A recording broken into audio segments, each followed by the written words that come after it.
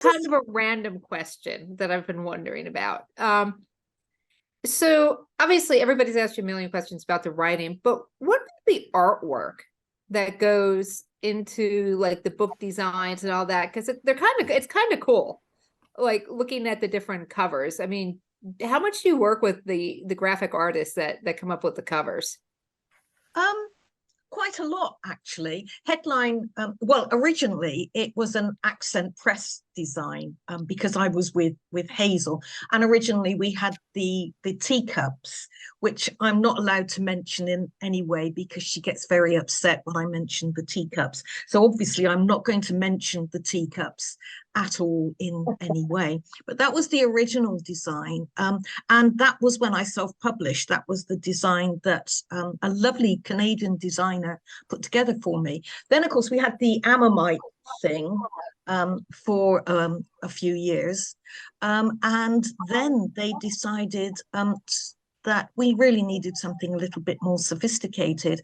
And so Accent at the time had a very, very good designer called, oh God, it was either Zoe or Chloe. And if she's listening, please forgive me, I can't remember, who came up with the original design, this one, for Just One Damn Thing.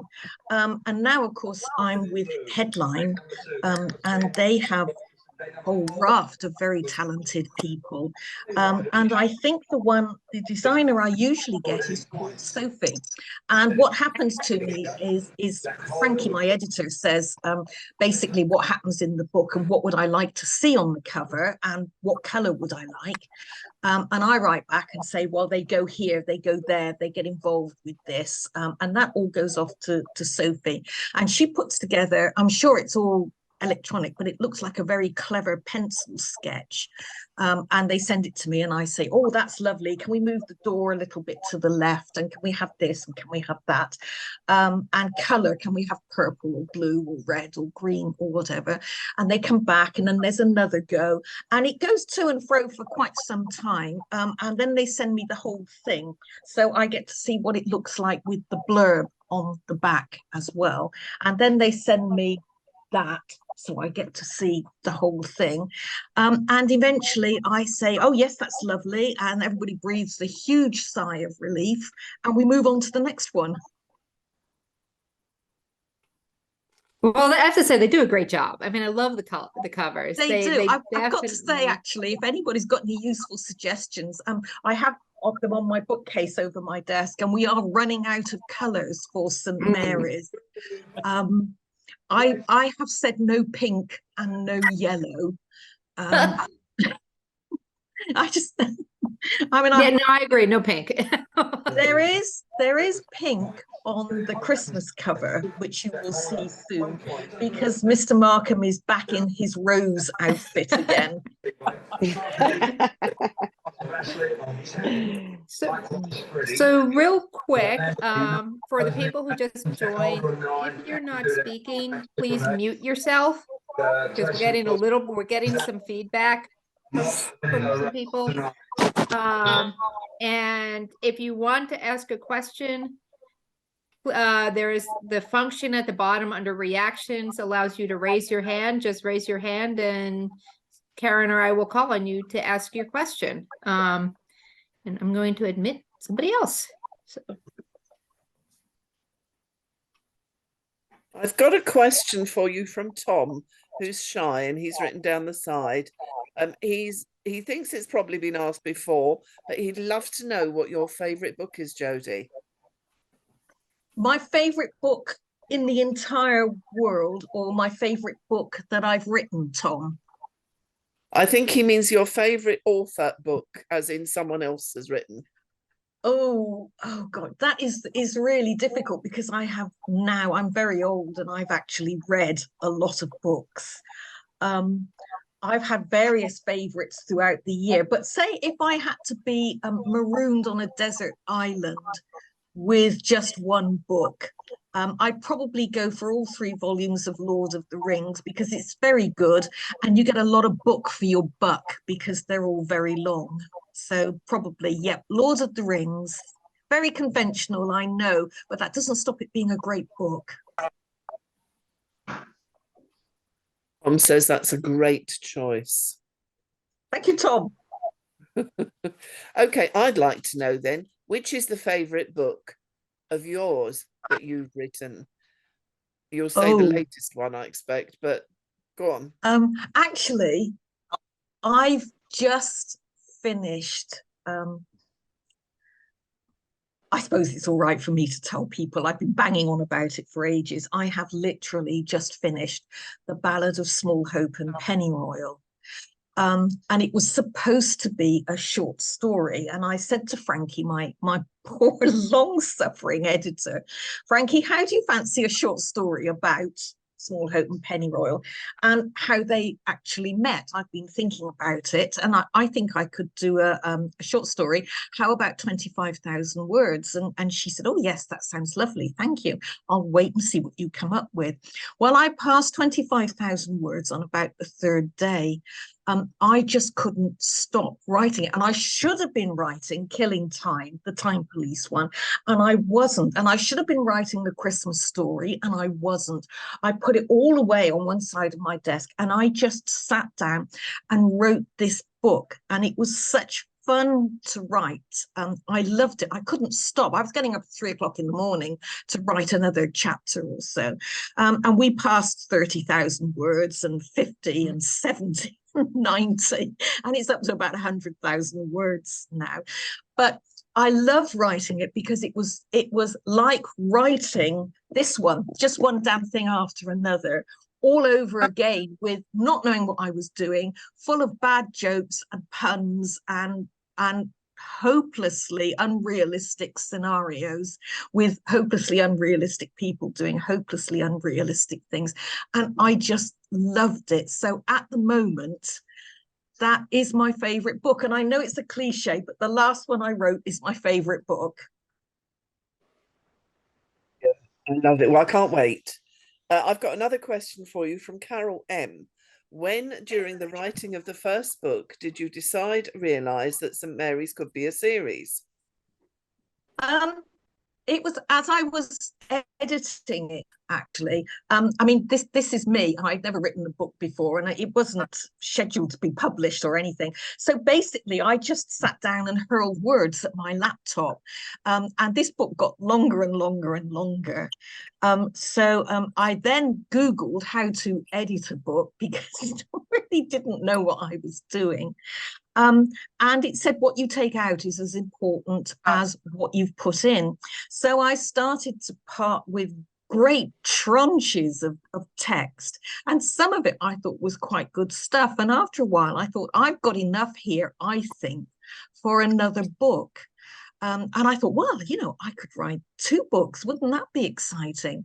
And then, of course, when I edited the second book, there was enough there for a third book. And I thought, well, I'll do a trilogy. You know, trilogies, very fashionable. Real authors write trilogies. I'll write a trilogy. So I did a second chance. And then, of course, I completely reset the universe. And I thought, well, I'm going to have to do another book to explain how all that worked. And by that time, of course, I was completely enmeshed in a web of my own making and completely unable to escape and stop writing.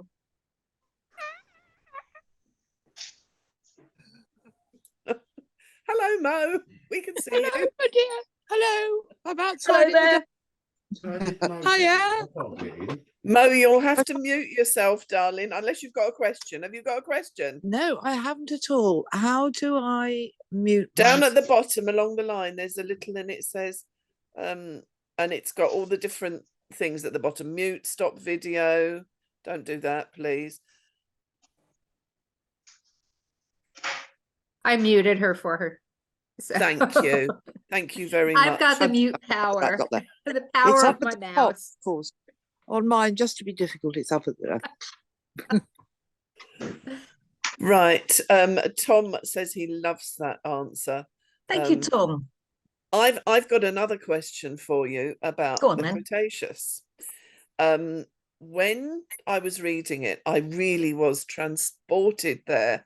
And the way that you describe the smell, how on earth did you come up with the idea of how the Cretaceous might have smelt. Did you Google it? Did you research it? How? I was living in Harrogate at the time, and very little of Harrogate actually smells like the Cretaceous period. They'll be pleased to hear. It's a formula that I have actually since I wrote the first book. Whenever they arrive, wherever they are going, I've got a little thing, an aid memoir, and it says, what can they smell? What can they see? What can they hear? What are they looking at? What's the weather doing?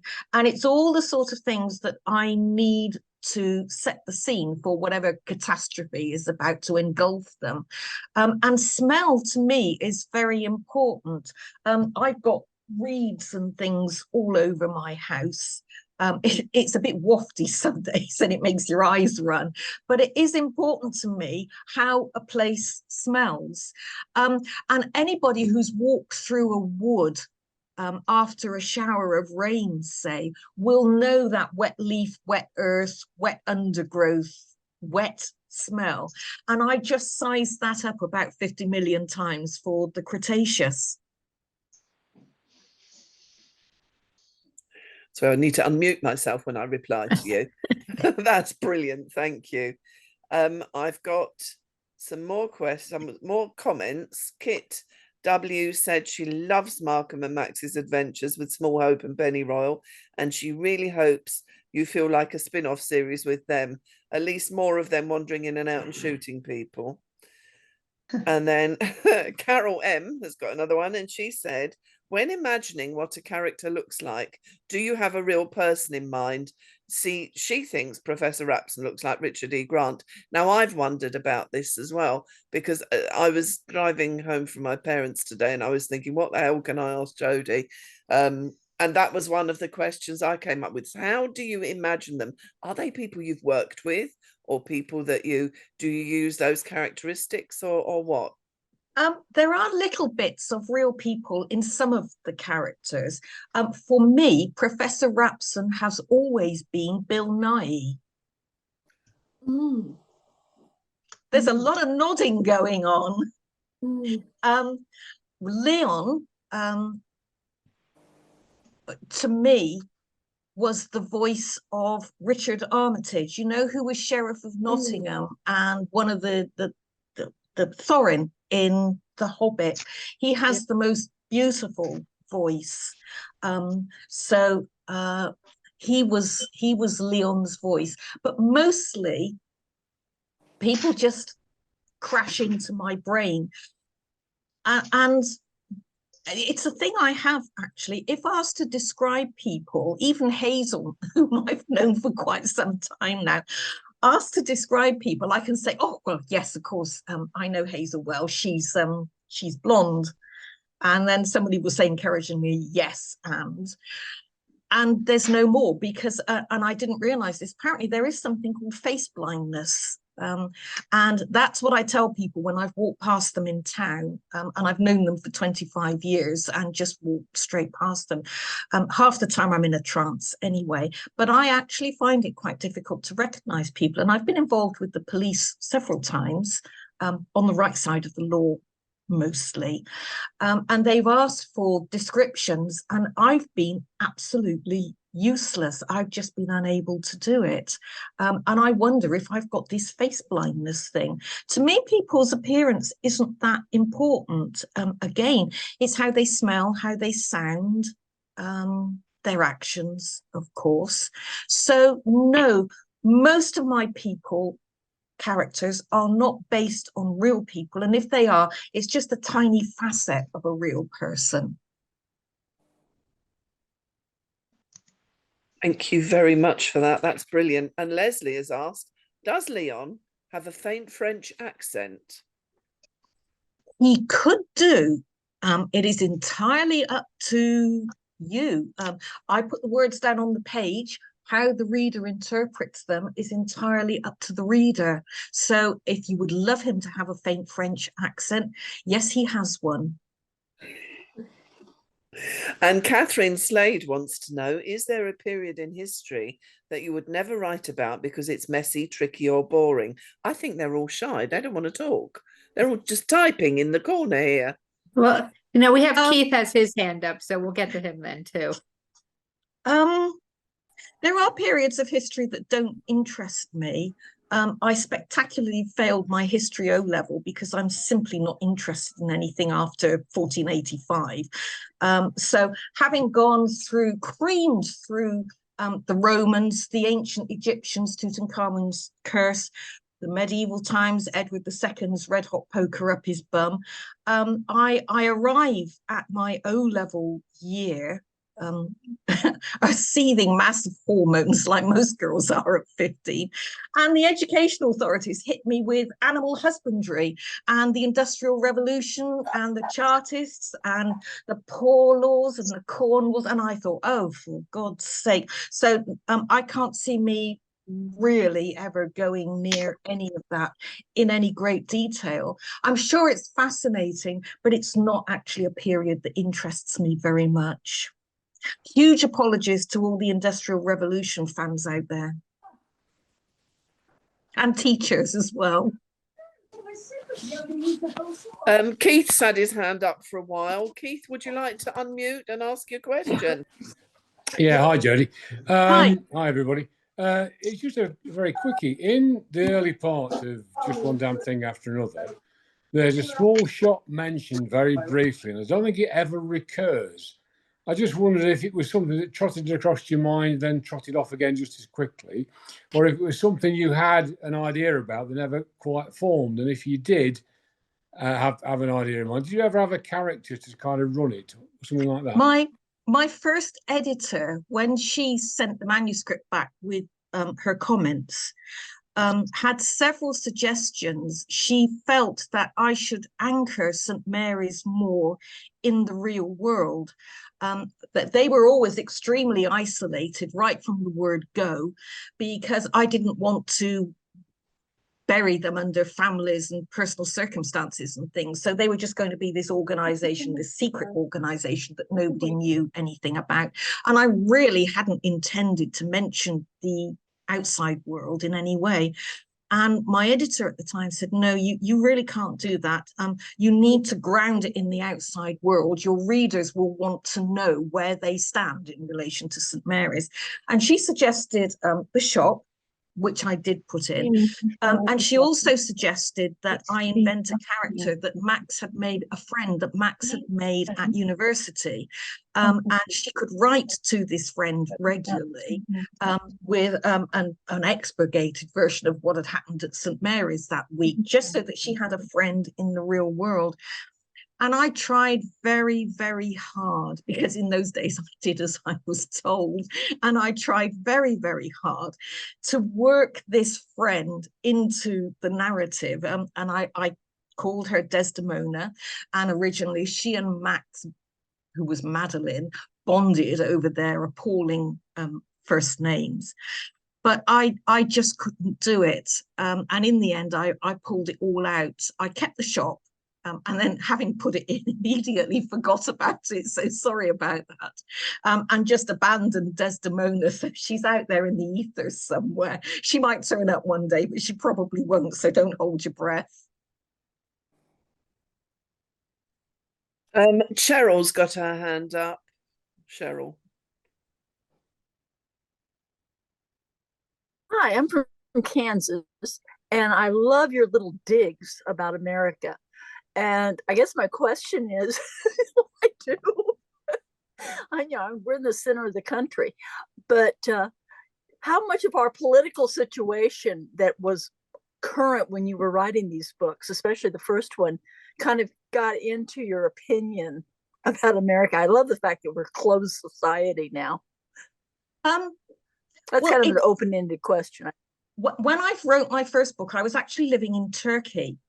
And I was more worried about offending that area of the world than America, I'm sorry to say. But it seemed to me, America at the time was a big, powerful nation, and I didn't really want to get into politics. So when I was trying to set the scene for the book, I wanted to make it very clear that it wasn't quite here and it wasn't quite now. So I sat down and tried to work out the three most impossible things that could ever happen. And one was the breakup of the EU. Yeah, I'm really sorry about that. Another one was a global pandemic, and I'm quite sorry about that as well. And the third was, as I keep saying, I'm very old and I'm a child of the Cold War. And when I said America closed its borders, this is 10, 11 years ago now, I had the Berlin Wall in mind, which not only kept people out, but kept people in as well. So that when I eventually brought in a character from America, Lawrence Hoyle, I had him leaving America through the Canadian corridor, which I was quite proud of, actually. So thank you, Canada, for being so alliterative. But other than that, I never really thought about it at all. I'm now quite genuinely horrified to find that people think I have my own pod and can travel into the future and know what's happening. I really, really don't. It's just a series of guesses that paid off. But I'm now so cowed by the whole thing that I'm seriously thinking about writing a book in which there's an unprecedented period of world peace and see if I can actually get that to happen. So no, I'm sorry about the digs at America. They were the situation 10 or 12 years ago was not what it is now. And if you feel I owe you an apology, I apologize. I'm old too. I just came back from my 55th high school reunion. So, we Cold War people. But I'm kind of going, I hope she isn't prophesizing.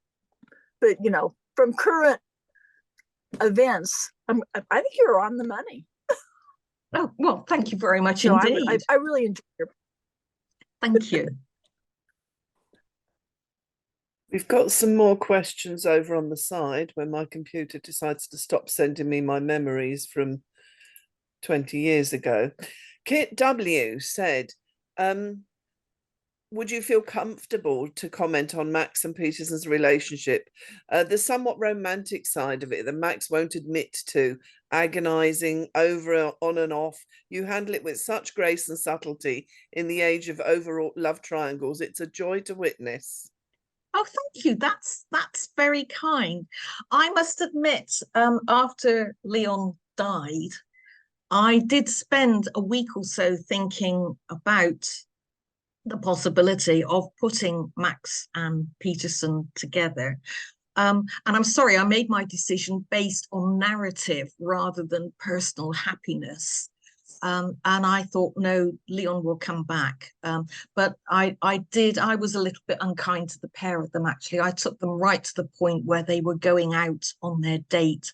And Peterson's got his smart jacket on and he's combed his hair. And then the time police turn up and tell her that Leon's probably alive after all. And the two of them bimbled along until Max went to Peterson's wedding, which I think maybe dislodged something inside of her that she wasn't quite aware of. And who knows how that would have turned out. But Pennyroyal came up with some very sensible advice and drugged her into the bargain. So that's all right then. Brilliant, thank you. I've got a question from Mo now. I'd love to know about your research into the Mesopotamian period. What did you read? How did you find your way? You did it really well, by the way. That's her particular passion, our Mo, is Mesopotamia. Oh, thank you very much. I did what I always do. I always Googled things to begin with, because although it's a very shallow band of knowledge, it gives me an idea, and I read articles on Google, and that gives me a starting point. And then from there, I can pick out events or people or political situations that I want to research more thoroughly. And I went off and I bought myself a copy of Gwendolyn Lyke's Mesopotamia and one or two others as well, and read them through. And then by then I've got a very clear picture in my mind of how I think things should look.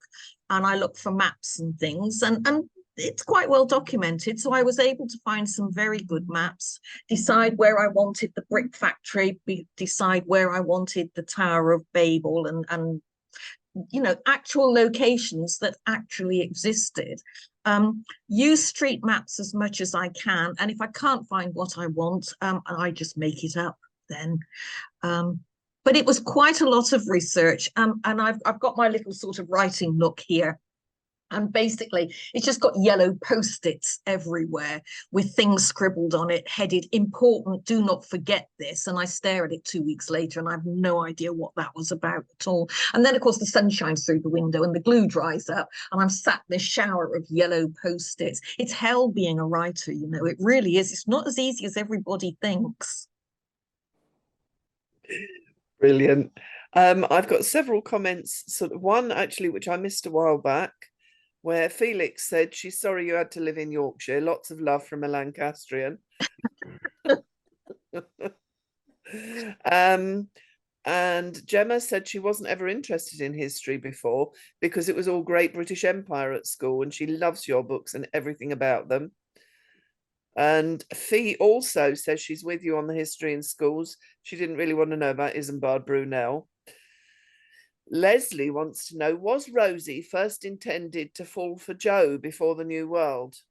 Yes, yes, she was.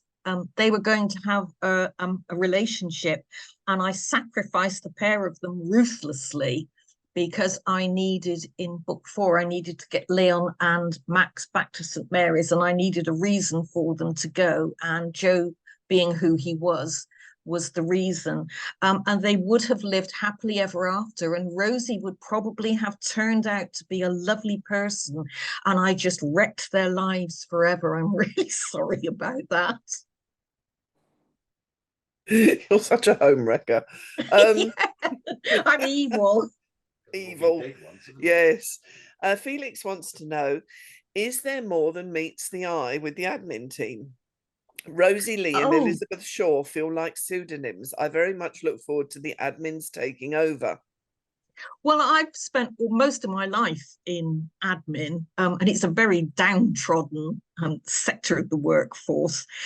So I did, when I wrote this, I was a facilities manager for years for the library service, with buildings and plumbing and electrics and vehicles, and oh god, if a thing can go wrong, trust me it will. Mobile libraries apparently are made of papier-mâché and fall over if you look at them wrongly. I mean, seriously, they're about as fragile as a butterfly, a 9.5-ton butterfly, but there we are.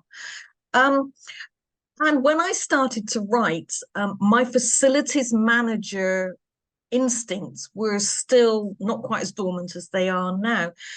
And I've always been fascinated in the way things work and how you get them to work. And it struck me when I was writing the book that historians would never, figuratively, get off the ground if it wasn't for the techies, and nobody would get paid if it wasn't for admin, and nobody would eat if it wasn't for the kitchen. And all these things are just as important as one another. And that's why I had the scene in Just One Damn Thing when they have the punch up in the bar about who's the most important section at St. Mary's. And Max says, well, I don't know why they bothered doing that because it's obviously the historians, but everybody else feels exactly the same way. I'm not sure. I have some fun with the admin team. And of course, the head of admin is the daughter of Zeus, and that's always fun. It's something worth thinking about for the future.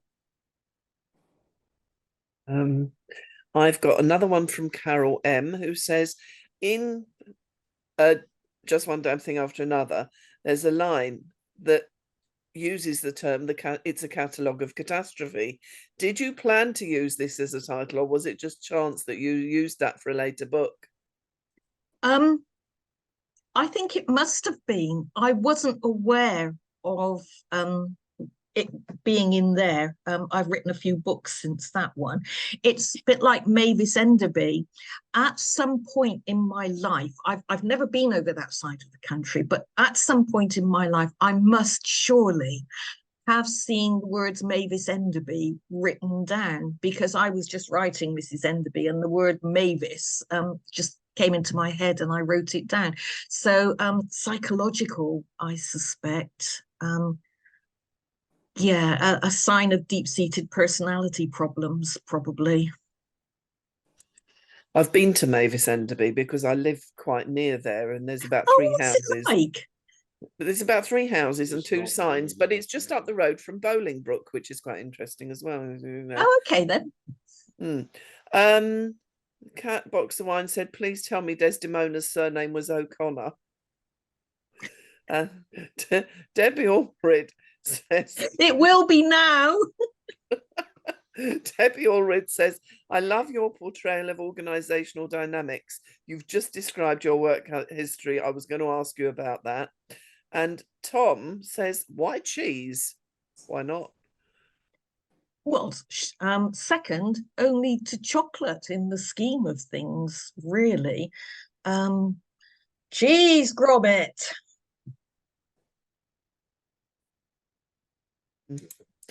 And in the new timeline, Leslie wants to know, Max obviously met Pinky. Did Izzy just hide in the background during that episode instead of the big role she had in the first timeline?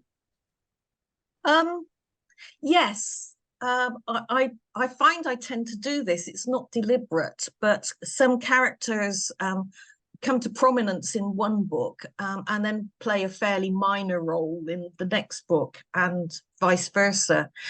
I just roll with it, actually. I have very little control over what's going on. I just hold the pen to make it legal and collect the royalties. The rest kind of just happens. Well, I haven't got anyone with their hand up or any more questions now. So that's it. Oh, no, we've got one. If I may ask about Long Shadows, we're supposed to be talking about just one damn thing after another. Long Shadows Never mind. is in a few months' time. If I may ask about Long Shadows for a sec, the ending leaves Elizabeth, the main character, as a little bit of a puppet and very, very lied to. Any hope for Elizabeth to regain some agency? And to everyone who hasn't read it, the Elizabeth Cage series is excellent. Here, I love it. I've actually started the next book. Sorry, do that again, Karen. I started it and I laid it down for Small Hope and Pennyroyal. So again, massive apologies to everybody. I'm having a think about it, actually.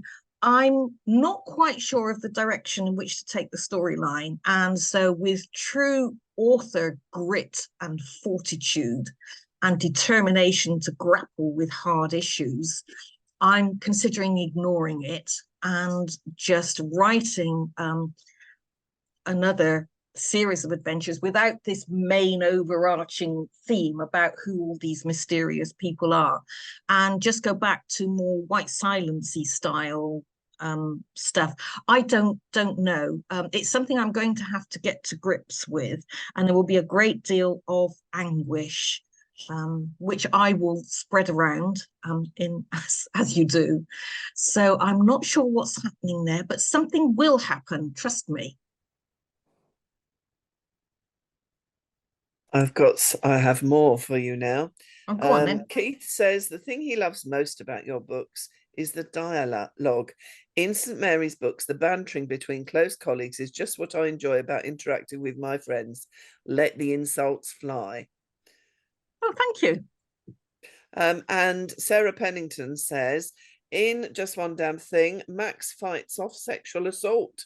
Given what we now know of her childhood, was this to allow her the catharsis of fighting back, as she would once have been completely unable to do? Yes, I think so. Initially, Max's childhood wasn't going to be that important, but it grew.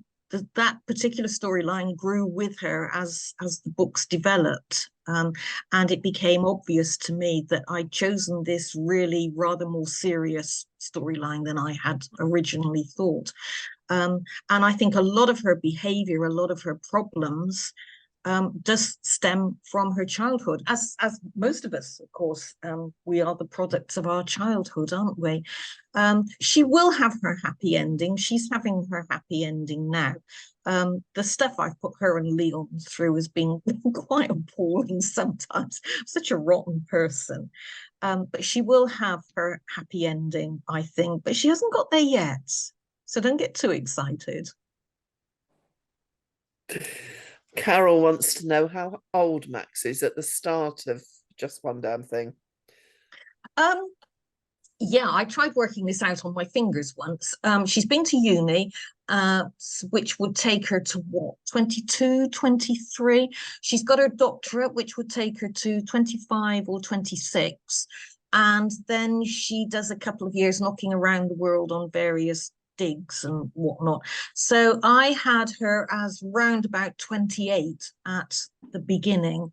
I started to worry as the books went on, trying to account for her age, because it was one of the things my editors kept asking me, how old is she now?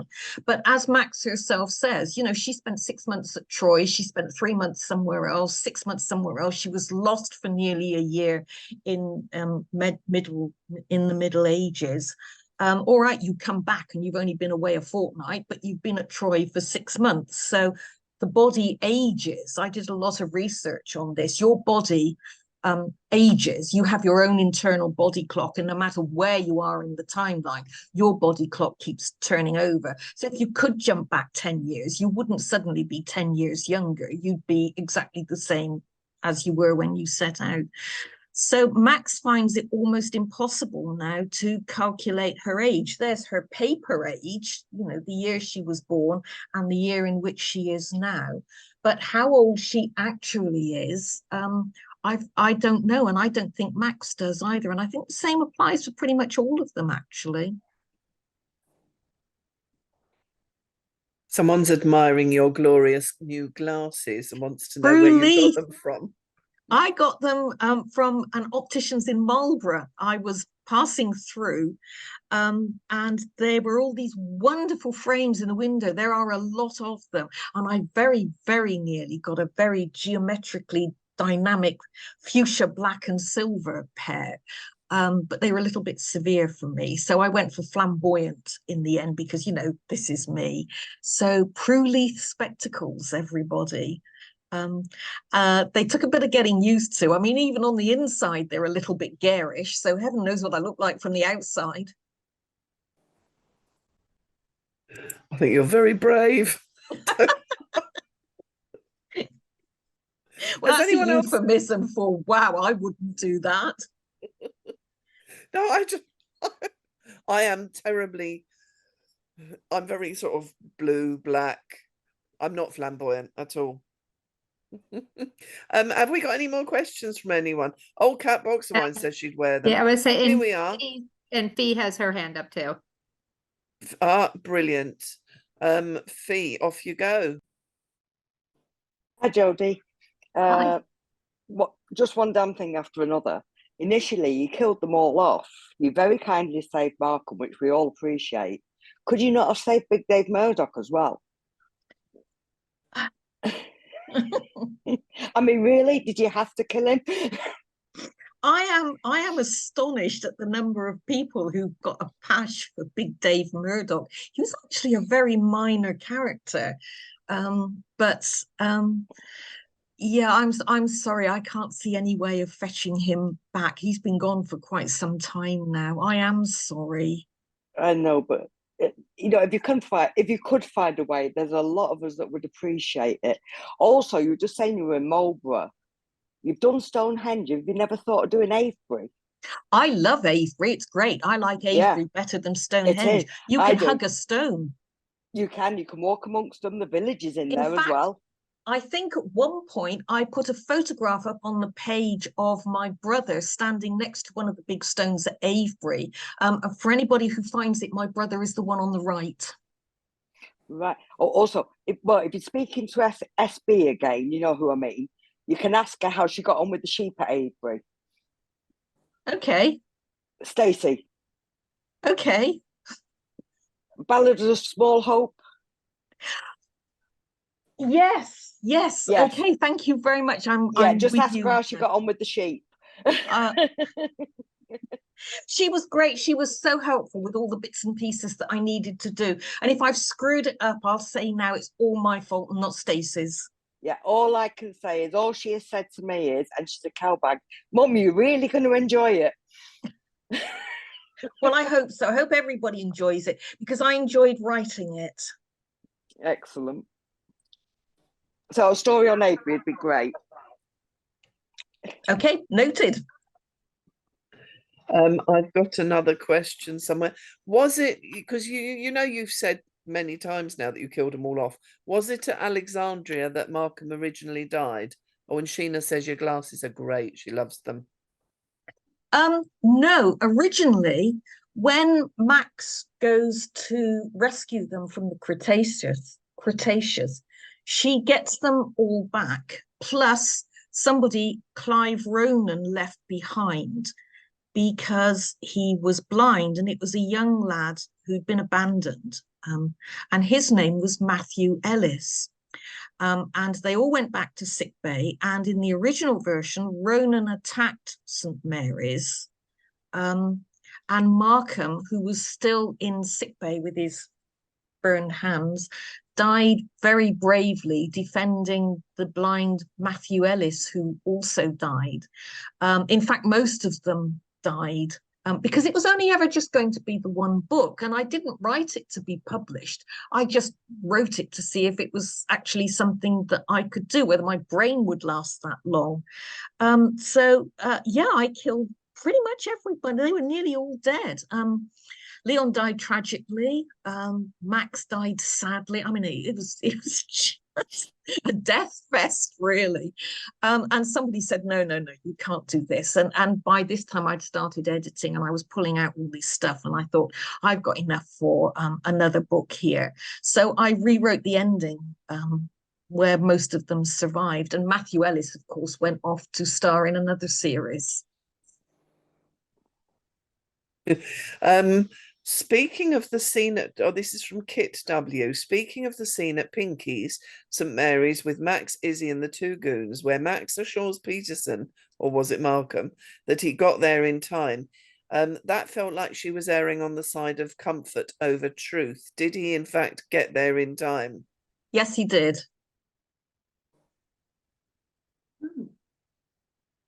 Or I've got another one from Tom.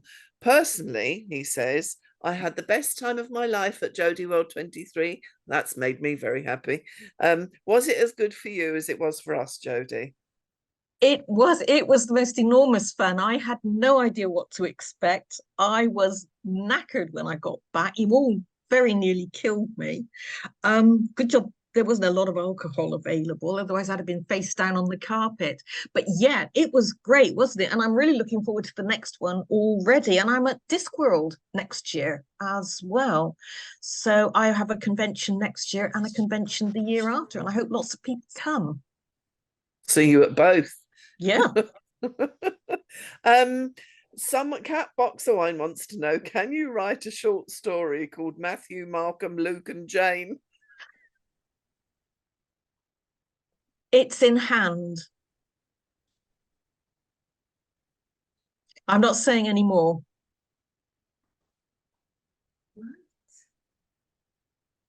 I have got no more hands up and no more questions. Oh, no, I've got another one. I've missed one. Kit, how much of what happened with baby Matthew Hatton because you didn't want to saddle Max with a baby? Most of it. I had to find a device for not getting rid of Matthew, but obviously having him around would severely have curtailed Max's adventures.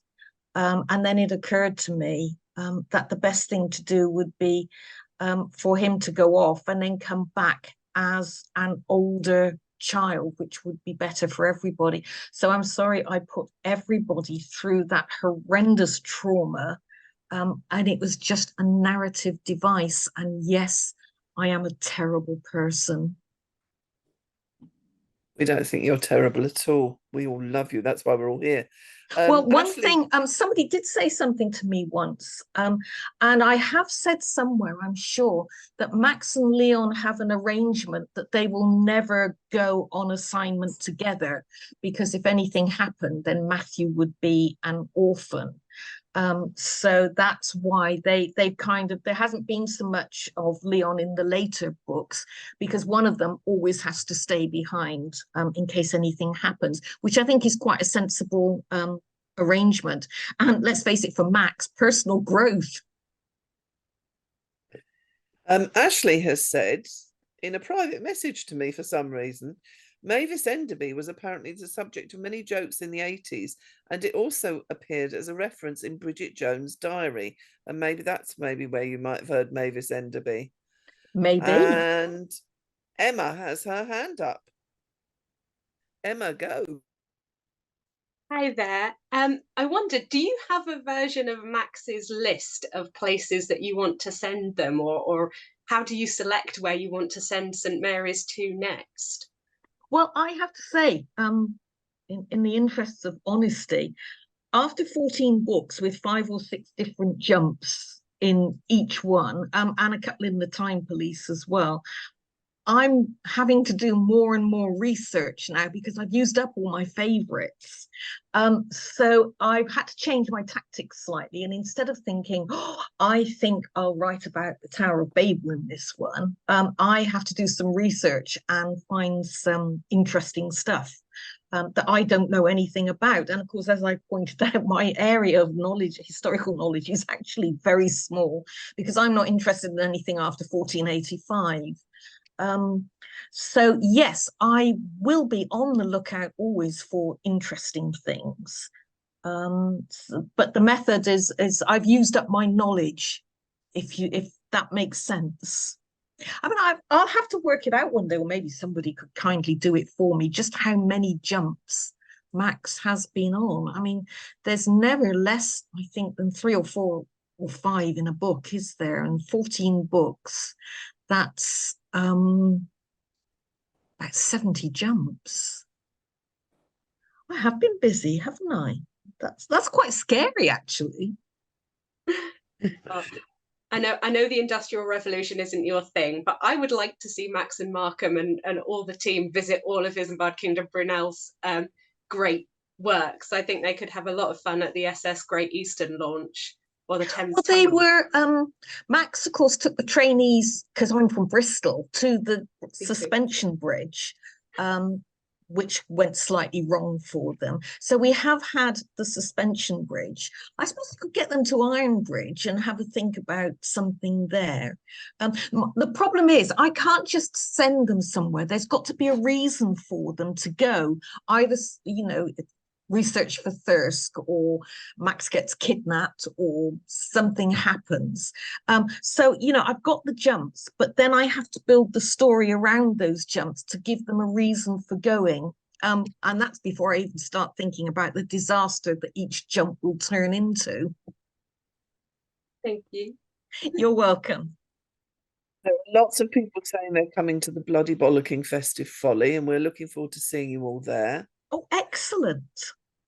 And Kit W wants to know, have Vortigern and Angus ever met? I've seen so many cats terrified of chickens, and I just feel they're letting the feline side down.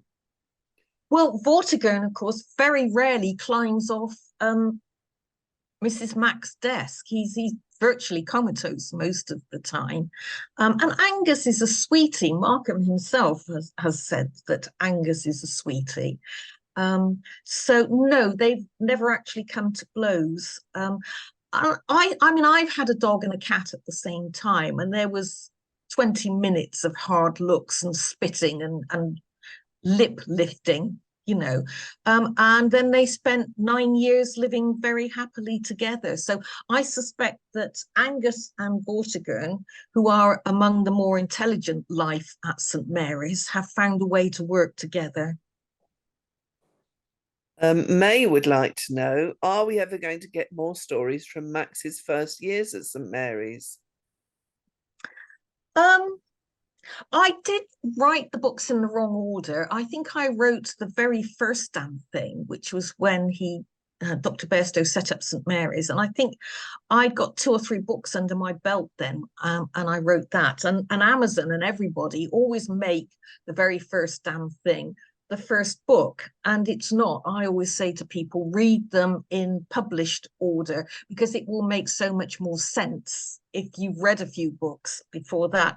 But yes, I suppose the medium of short stories is very useful. I can play around and do all sorts of exciting things with short stories. I mean, let's face it, I sent them to Mars one Christmas, didn't I? So yes, it's possible. If an idea occurs to me, I can use a short story to tell some stories of Max's early years. I've got another one from Kit W. Yes, that you only sent them to Mars because you hoped Matt Damon might be there. Oh yes. Oh, if only. Matt Damon gets mentioned in the Christmas Story, by the way. Why Kit W says, why did you decide to leave the mystery of Amy Robsart as a mystery? I was just as frustrated as Max was at the end of that, the cruelty. Sometimes I like to suggest how something could have happened. I tried to muddy the issue considerably by having the unnamed woman in the coach who just happened to be wearing the Ring of England on her finger.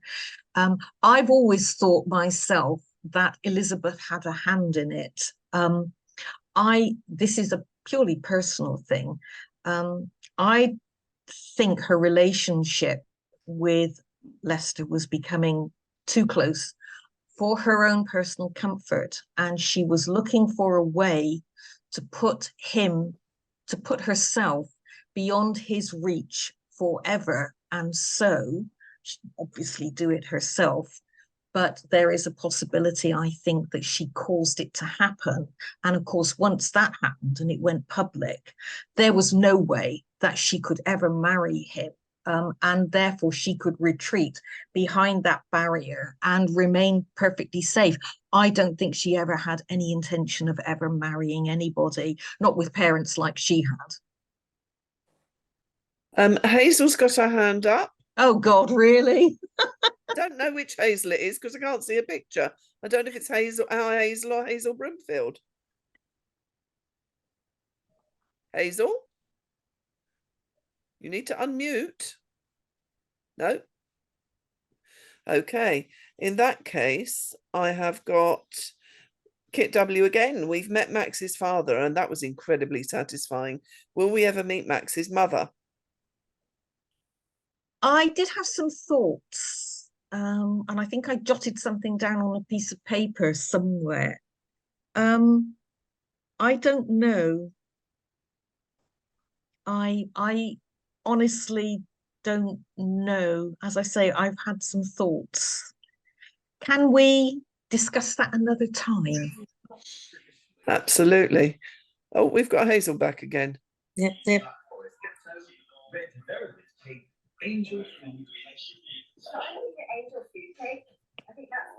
No, hello. No, hello. Not getting through. We can hear you. Oh, well, I'll ask a question. Now that Max can't jump because of her health so often, and obviously, hopefully, you're going to continue with the St. Mary's story series, are there going to be some new characters that are going to start appearing as main ones? Yes, I have been thinking about it actually, off and on. I'm contracted for 2 Time Police books and an Elizabeth Cage, and I've done the Small Hope and Pennyroyal. So it's going to be a while before I can get round to St. Mary's. That was why I left them in a good place, so nobody would be too anguished if there was a gap of a year or 18 months or so. But yes, I am having a think. St. Mary's had a major restructuring in the first book when they discovered about the pine cone coming back through time. So it is very possible that it might be restructured again. It is about time. It's been about 10 years, and most organizations are restructured on a fairly regular basis.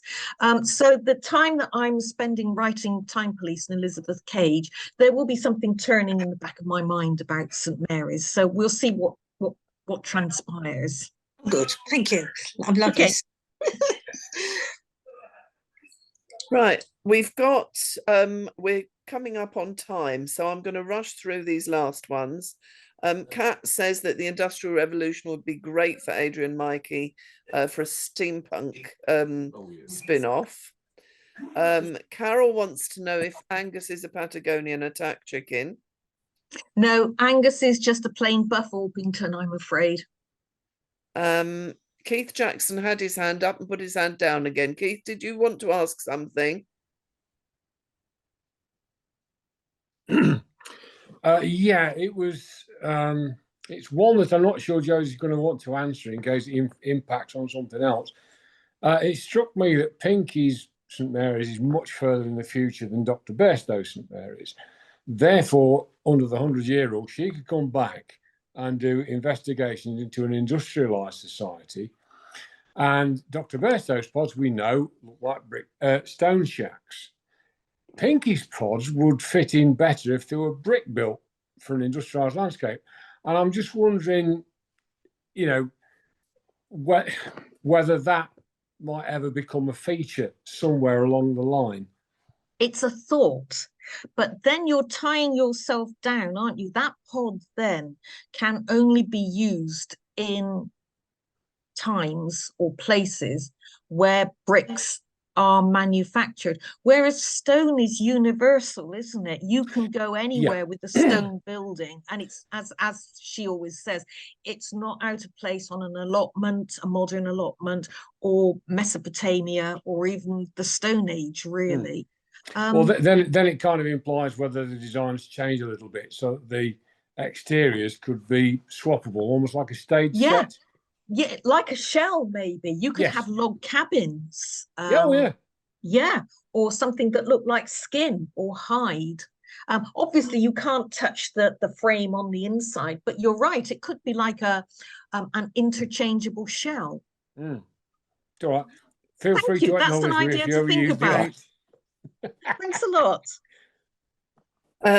Heather's said we've covered that you're doing the Ballad of Small Hope and Pennyroyal, but she'd like to hear the origin story of Small Hope and Pennyroyal, and also Mikey.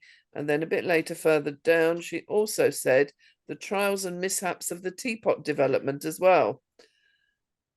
Okay, so quite a short question then. The origins of Small Hope and Pennyroyal are in the book, how they met and what happened next, and then after that, and then after that, and so on, because just don't know when to stop. What was the middle bit? Just looking again. The trials and mishaps of the teapot. Okay. And Mikey, Mikey's background. Yes. There's a hint in Small Hope and Pennyroyal, and I'm not saying any more. You do ask some probing questions. There's quite a lot where I can't say any more. That's fine. Catherine Slade wants to know, do you have any say in the audio recordings of the books, which are excellent, by the way? She noticed the Dr. Bairstow's name was said differently. Yeah, I think she says Barstow, doesn't she, in the first audio compared to the later books. And his accent was different in the first two books. Did you have any say in that? No, I didn't have any say at all, and I didn't choose Zara either. I was just incredibly lucky. Audible are hilarious at this sort of thing. Every time I start a new series, they send me a nice little file with 6 names and a 5-minute narration from each of them, and say, would I rank them, please, in order of preference? So I conscientiously sit down with a cup of tea and I listen to all these voice recordings and I make notes, like this one sounds a little bit old for the character, this one's accent is wrong, this one's got a nice voice, and so on and so forth. I collate it all up and I send it back to Audible by the date they've requested it, and they completely ignore me. When lockdown came along, a couple of the lady who narrates the White Silence, Elizabeth Cage books, had long COVID, and we had some problems. So Hazel, it was Hazel's idea actually, suggested that for continuity and consistency, we simply ask Sarah Ram to narrate everything that I write, with the exception of Frogmorton Farm, because Lucy Price Lewis Davis just does such an amazing job with them. I mean, she actually practiced her donkey and cockerel noises, which is dedication to the nth degree. But in future, probably Zara will narrate everything that I write.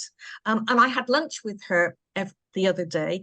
She's not on Facebook, and she has absolutely no idea how much she's loved for her narration of the books. It came as a complete surprise to her. And it was a lovely moment when I was able to tell her, but she genuinely had no idea.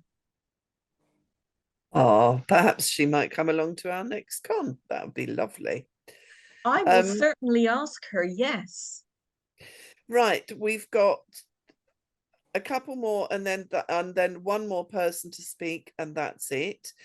Tom has said thank you for sharing so much with us. It must be mildly challenging at times. You are superb. Kit wants to know, are there any plans for more Frogmorton Farm novels? That would be lovely. And what are your personal opinions on tea versus coffee? And what sort of tea do you drink? Right, I'm writing a Frogmorton Farm story at the moment, or I would be if I wasn't doing this. I hate coffee and always have done, and I drink very weak lemon tea with sugar. Brilliant, thank you. And the last one, Fee has sent a message, but I don't understand it. Fee, would you like to ask your question, please? Yeah, go on then. I probably worded it wrong, not thinking straight. With Markham's backstory, when we finally got it, the Thames and the Tower, etc., were they the 2,000 words that got lost originally on the Princess in the Tower, or did you have to start again? It was 20,000 words. Oh, was it 20? I lost 20,000 words. And no, it's not.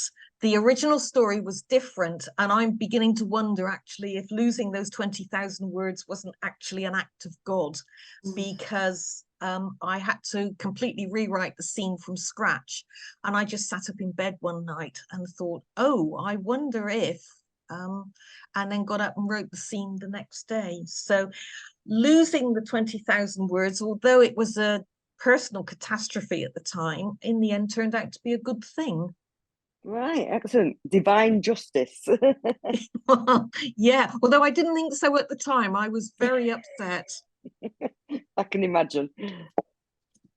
Right, well, you've done. Thank you so much for your time for us all, and you're thank welcome. you for doing this for the forum. It's really nice to put faces to names, actually. We're going to read another book of yours next month, another what is Readalong it? of Jodi. Well, we had a vote, and The Nothing Girl and White Silence got the same amount of votes. So, Ali Twist actually said, White Silence is much more Halloween-y and Nothing Girl is much more Christmassy. So I think we're going to do White Silence next. Okay. This one. That one. Exactly. Okay. So I'm going to do an announcement in the morning that's our next book. I might do it this evening. And we'll all meet up again in a month's time and hopefully ask questions about that book and not about all the other books. Oh, this looks quite good, actually. Yeah, it is. It's really good. You should read it. I shall. Thank you so much for your thank you very much. It's lovely to meet you all. Thank you.